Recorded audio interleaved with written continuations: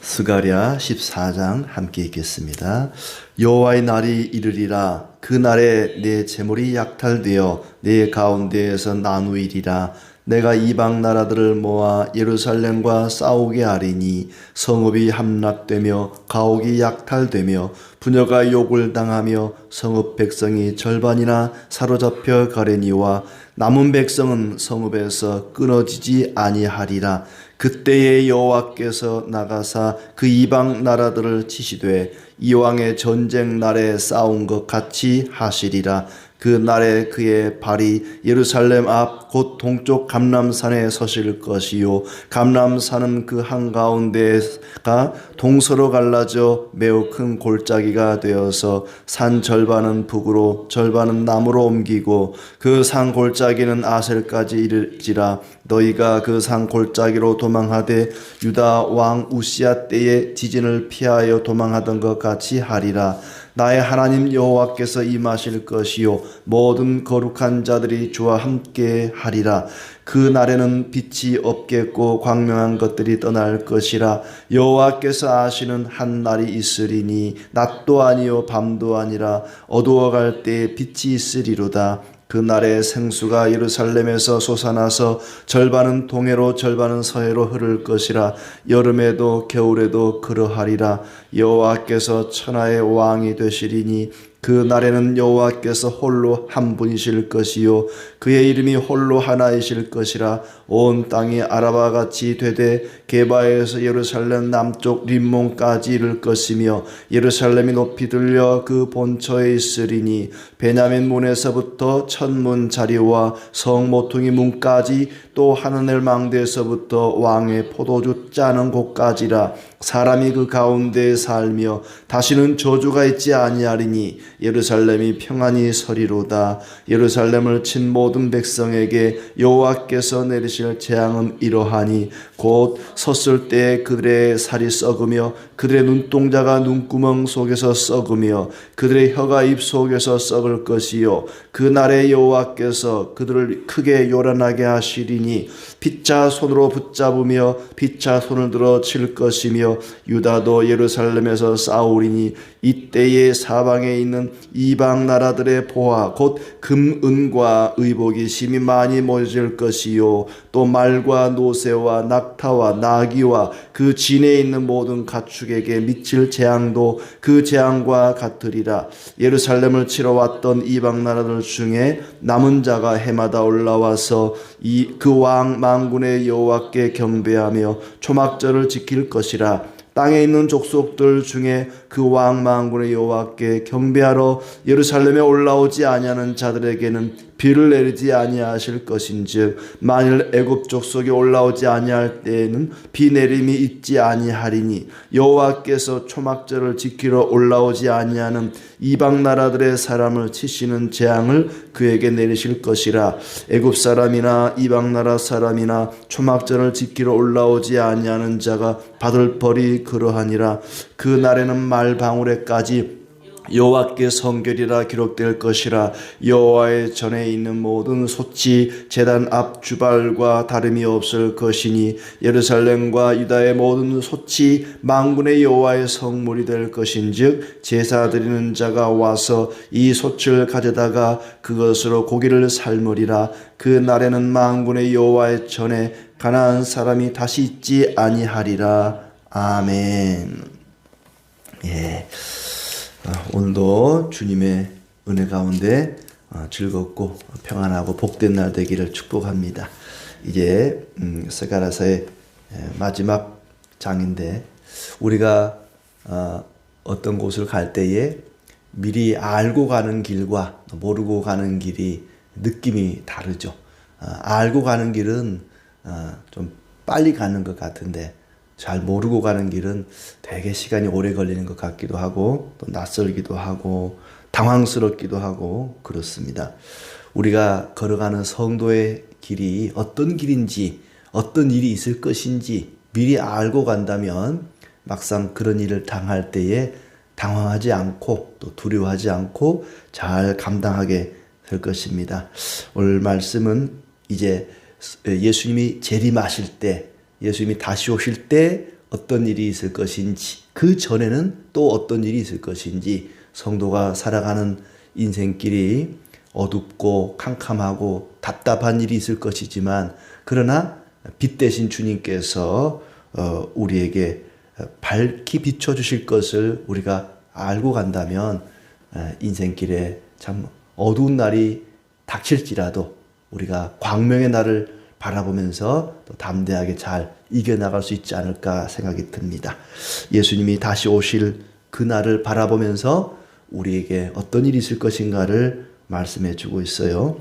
여호와의 날에 재물이 약탈되어 나누이리라. 이 여호와의 날이 언제인가 볼 때 뭐 여러 가지 해석이 있을 수 있겠지만은 결국에는 예수님이 다시 오시는 재림의 때를 가리킨다고 할 수 있겠습니다. 그리고 그 전에는 성도들에게 많은 고난과 괴로움과 어둠이 있을 것이다 하는 것도 덧붙이고 있어요. 하나님께서 이방 나라를 모아 예루살렘과 싸우게 할 것이다. 12장에서도 이런 대목이 나왔습니다만은 이방 나라와 예루살렘이 싸우게 될 것이다. 그리고 예루살렘이 함락되어 약탈당하고 욕을 당하며 사로잡혀 갈 것이다. 그런 남은 백성은 끊어지지 아니할 것이다. 그랬습니다. 이렇게 전쟁이 있을 것이고 싸움이 있을 것인데 또 남은 백성은 끊어지지 아니하실 것이다. 예. 그러니까 어둡고 캄캄하고 답답한 날씨로 치자면 그런 날이 있을 것이지만은 갑자기 또 밝고 환한 날이 될 것이다 하는 얘기인데 가끔 여름에 그런 날씨가 있죠. 뭐 호랭이 장가가는 날이다 그래가지고 갑자기 막 비가 오다가 또 햇빛이 쨍쨍 났다가 뭐 그런 날이 있는데 우리 인생길이 그런 것 같습니다. 구름이 끼고 어둡고 비바람이 몰아치는 그런 날이 있는가 하면 느닷없이 반짝하고 또 빛이 나는 그런 날도 있지요. 그렇게 하나님께서 이스라엘 백성들을 인도하신다. 예루살렘과 이방이 싸우는 날도 있겠지만은 하나님께서 그들을 지키시고 보호하셔서 남은 백성은 끊어지지 않게 하실 것이다. 그때 여호와께서 이방 나라들을 칠 거라고 3절에 이야기합니다. 또 그때 그의 발이 감람산에 서실 것이다. 감람산이 갈라져서 남과 북으로 나눠지고 옮겨지고, 이 감람산이 어디냐 하면은 예수님이 이 땅에 오셨을 때에 자주 다니셨던 산이고 마지막 승천할 때 이 감람산에서 승천을 하셨습니다. 이 감람산이 남북으로 나눠져서 골짜기가 생길 것이다. 남은 자들이 그 산골짜기로 도망할 것이다. 그렇습니다.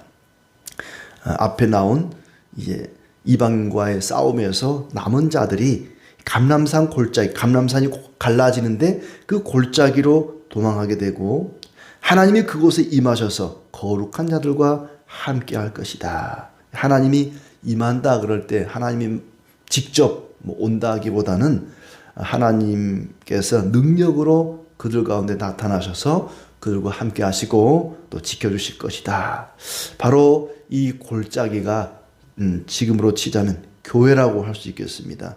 유대인과 이방인이 하나가 되는 골짜기, 산이 갈라져서 이방인과 유대인을 가로막고 있던 그 산이 갈라지고 하나님과 사람 사이를 가로막고 있던 그 산이 갈라져서 골짜기가 되어서 사람이 통행할 수 있는 그 골짜기에 함께 모이고 그 골짜기를 통해서 이제 남북으로 나눠졌으니까 좌우로 통행할 수 있는 골짜기 길이 열리게 되고 그 골짜기에 사람들이 모여서 하나님이 그곳에 임하시고 그리고 하나님과 함께하게 될 것이다.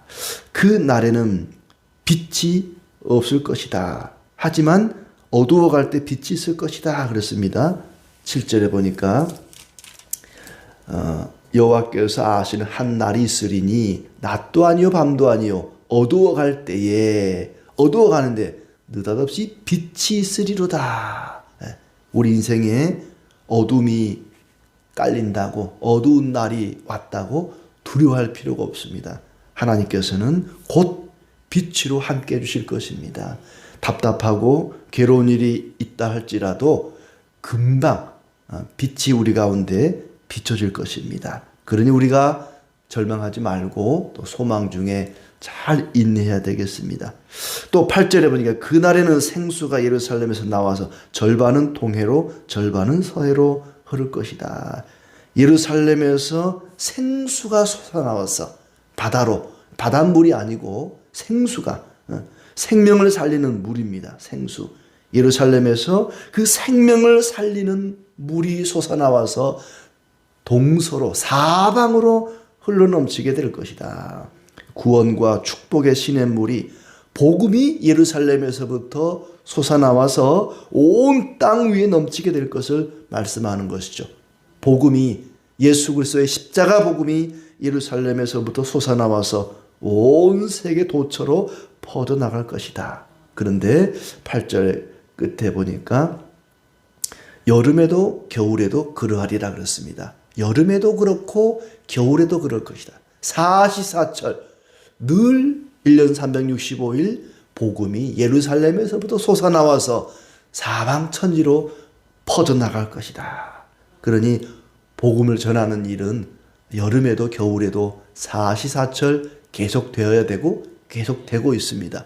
아유, 더우니까 오늘은 쉽시다. 아유, 추우니까 오늘은 쉽시다. 쉬면 안 됩니다. 여름에도 겨울에도 복음은, 예루살렘에서부터 솟아나온 그 생명의 복음은 사방으로 퍼져나가는 것입니다.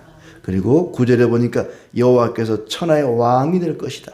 그 날에, 주님이 오시는 그 날에 천하의 왕이 될 것이고 홀로 한 분이실 것이다. 예수님이 재림하심으로 하나님의 영광이, 주님의 영광이 온 땅에 가득하게 되고 모든 거짓과 우상이 타파될 것이다 하는 얘기입니다. 하나님의 영광만이 나타날 것이다. 오직 주님의 왕 되심, 주님의 그 권세만이 온 땅 위에 높이 들릴 것입니다. 10절에도 보니까 온 땅이 아라바같이 되되, 아라바는 아주 평평한 농사짓기 좋은 그런 구릉지입니다. 온 땅이 아무리 높은 산도 평평하게 될 것이다. 그 세례 요한을 이야기할 때 높은 산은 낮아지고 또 골짜기는 메워져서 메시아가 올 평평한 대로가 열릴 것이라 그랬는데, 온 땅이 아라바같이 평평한 땅이 되어서 오직 예루살렘만이 높이 들릴 것이다. 게바에서 예루살렘 남쪽 림몬까지 이를 것이다. 예루살렘이 높이 들려 그 본처에 있으리니 예루살렘만이 높이 들릴 것이다. 모든 땅은 낮아져서 평평하게 되고 예루살렘만이 높이 들릴 것이다. 사람이 그 가운데 다시 살게 되고 다시는 저주가 있지 않고 평안할 것이다. 오직 하나님이 거하시는 성, 교회만이, 그리스도만이 높이 들리고 모든 땅은 다 낮아질 것이다. 앞에 나온 9절의 말씀처럼 여호와께서 천하의 왕이 될 것이라는 말씀과 같은 얘기죠. 하나님만이 높임을 받으시고 모든 높은 권세들은 다 평평하게 낮아질 것이다 하는 얘기입니다. 또 12절에 예루살렘을 친 자들에게 재앙이 내릴 것인데 그게 썩을 것이다. 피차 붙잡으며 칠 것이다. 성도들을 친 자들은 하나님이 마치 자신의 눈동자를 친 것처럼 그렇게 그들에게 대적하여 싸우고 그들을 칠 것입니다. 또 이방 나라들의 보화가 심히 많이 모일 것이다. 짐승들에게도 재앙이 임할 것이다 그랬고, 16절 예루살렘을 치러 왔던 이방 나라 중에 남은 자가 해마다 올라와서 여호와께 경배하며 초막절을 지킬 것이다. 12장에서도 예루살렘을 쳤던, 예루살렘을 대적했던 자들이 나중에는 유다와 함께 통곡하고 회개할 것이라 그랬는데, 여기도 보니까 예루살렘을 치러 왔던 이방 나라들 중에 남은 자들이 해마다 올라와서 여호와께 경배하며 초막절을 지킬 것이다. 이 초막절은 한 해의 농사를 다 끝내고 마치 우리 그 추수감사절처럼 밖에 나가 초막을 짓고 일주일 동안 지내면서 하나님의 은혜에 감사하고 또 자신들의 과거를 돌아보는 그 절기가 초막절이죠. 그러니까 하나님을 대적했던 자들이 하나님을 대적했던 이방 나라 가운데 남은 자들이 해마다 올라와서 여호와께 경배하며 초막절을 지킬 것이다. 그런데 거기 한술 더 떠서 17절에 보니까 여호와를 경배하지 아니하는 자들에게 비를 내리지 아니할 것이다. 여호와께 경배해야 되는데 그렇지 않은 자들에게. 근데 17절 보면 땅에 있는 족속들 중에 그 왕 만군의 여호와께 경배하러 예루살렘에 올라오지 아니하는 자들에게는 비를 내리지 아니하실 것이다. 땅에 있는 족속들 중에 아직 생명이 붙어있는 살아있는 사람들 가운데에 하나님을 경배하지 않는 자들에게는 비를 내리지 않는다. 이 비를 내리지 않는다는 것은 진짜 비가 아니라 어떤 해석하신 분의 의견을 보면은 은혜의 단비를 내리지 않겠다. 하나님의 축복의 비를 내리지 않겠다. 그렇게 봐야 된다. 이런 해석이 맞을 것 같습니다. 왜냐하면 하나님을 예배하지 않은 자들에게도 비는 내리거든요. 하나님께서 믿는 자와 믿지 않는 자, 선한 자와 악한 자 모두에게 비를 내린다 그랬기 때문에 또 그 말씀과 이게 상충이 돼요. 하나님을 경배하지 않는다고 해서 당신들 논에는 밭에는 비 안 내려줄 거야 그러지 않거든요. 하나님께서 실제 비는 누구에게나 다 내려줍니다. 그러나 은혜의 단비는 여호와를 경배하는 자들에게만 예배하는 자들에게만 내려진다는 얘기죠. 또 18절부터 쭉 이제 19절부터 20절, 21절 말씀은 21절에 보면은 예루살렘과 유다의 모든 소치 만군의 여호와의 성물이 될 것이다. 모든 소치 성전에 있는 솥만 성물이 아니고 모든 소치 우리 집 안에 부엌에 있는 소치나 그래서 말방울에까지 여호와께 성결이라 기록될 것이다. 여호와의 전에 있는 모든 소치 제단 앞 주발과 다름없을 것이고 예루살렘에 있는 모든 소치 다 그렇게 거룩할 것이다. 그 날에는 만군의 여호와의 전에 가나안 사람이 다시 있지 아니하리라. 이 가나안 사람은 우상 숭배하는 사람들이죠. 우상 숭배하는 자들이 더 이상 없어질 것이고 일상의 모든 성전에 있는 것들만 거룩한 것이 아니라 집에 있는 솥도 어디에 있는 모든 것들이 다 거룩할 것이다. 일상의 모든 것을 통해 우리는 하나님께 영광을 돌려야 됩니다. 자, 이렇게 성도가 걸어가는 길은 평탄한 대로만 있는 것이 아니라 역경과 고난이 있습니다. 위험과 두려움도 있을 것입니다. 그걸 알고 가는 사람은 막상 고난과 역경을 만나더라도 그렇지 성도가 가는 길은 이럴 수 있지 이렇게 우리는 그 모든 고난과 역경을 두려워하지 않고 잘 감당하게 될 것입니다. 하나님께서는 우리가 고난과 역경을 만나지만 두려워하지 말라고 말씀하십니다. 내가 너와 함께 하겠다. 우리는 여전히 주님으로 인하여 복된 길을 가고 있는 것입니다. 하나님의 은혜와 인자하심이 훨씬 크기 때문에 내가 겪는 고난과 아픔보다 하나님의 은혜와 사랑과 인자하심이 훨씬 크기 때문에 우리는 두려워할 필요가 없습니다. 어둠이 있겠지만 빛 대신 주님이 우리를 비춰주실 것입니다. 그리고 생명을 살리는 생수의 강이 넘쳐 흘러서 온 땅을 적시게 되고 하나님께서 아무도 우리를 해치지 못하도록 밤낮으로 지키시고 보호하십니다. 그 하나님의 보호하심을 믿고 우리의 모든 것을 주님께 맡기고 나가야 되겠습니다. 예배하지 않는 자들, 하나님을 경배하지 않는 자들에게는 은혜를 내리지 않겠다 말씀하셨고 또 예배로 끝나는 것이 아니라 우리의 일상이 모든 일상의 삶이 거룩해야 됩니다. 우리가 하나님께 드리는 헌금만 거룩한 것이 아니라 나머지 내 호주머니에 있는 돈도 거룩한 물질입니다. 또 주일만 거룩한 것이 아니라 일주일 내내 나머지 날도 거룩한 날입니다. 우리의 모든 일상이 거룩해야 되고 모든 일상을 통해서 하나님께 영광을 돌려야 할 것입니다. 예배가 삶으로 이어지고 또 거룩이라고 하는 것은 예배당에서만 이루어지는 것이 아니라 우리의 일상 속에서 우리가 살아가는 모든 삶 속에서 나의 말과 행실을 통해서 우리의 거룩함이 드러나야 할 것입니다. 예배하는 자들에게는 하나님께서 은혜의 소낙비를, 축복의 단비를 내려주실 것입니다.